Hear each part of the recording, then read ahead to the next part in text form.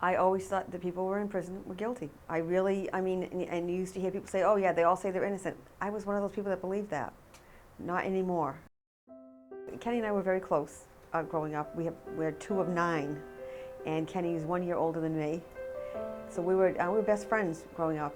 As a child, like we were kind of wild, but we had fun. We had a lot of fun. It was growing up with a lot of adventure in our life.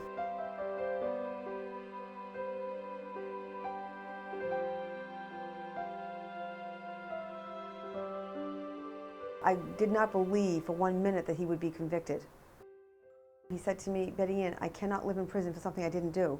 I'm not going to make it in here. I asked him, if I promise you I'll go back to school, you promise me you'll stay alive. And that became the promise, and that's how it all began. I moved back to Rhode Island and enrolled in a community college.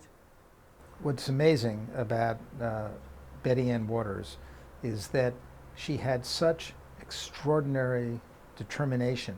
She'd been writing letters to us about her brother Kenny and about the possibility that a DNA test on blood at the crime scene could help prove his innocence. Once we heard that she'd found the evidence and we knew it was an appropriate and good case, I immediately dived in and met with her. It's just really such an inspirational story.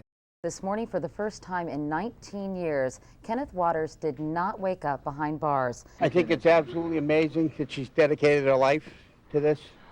It's been 19 years, and my whole family suffered unbelievable. And we all love her. And we're all just happy. I'll never forget the feeling of walking out the doors into the air with him with me and jumping into a cab.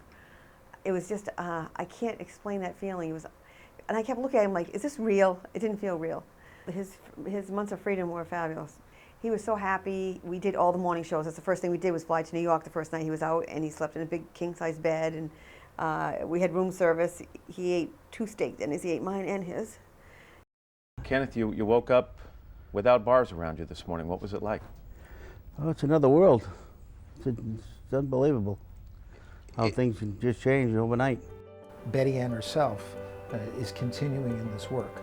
And it's not just the individuals that they're getting out of jail, although that's our most important mission, but it's also reforms of the system. Somebody needs to look at these cases of these 259 people that have been exonerated, and you'll see common threads of why they were convicted.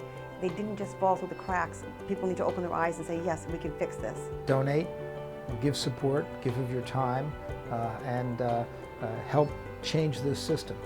I think I'm lucky that I get to be the person that might be able to help someone else. This is just my life now.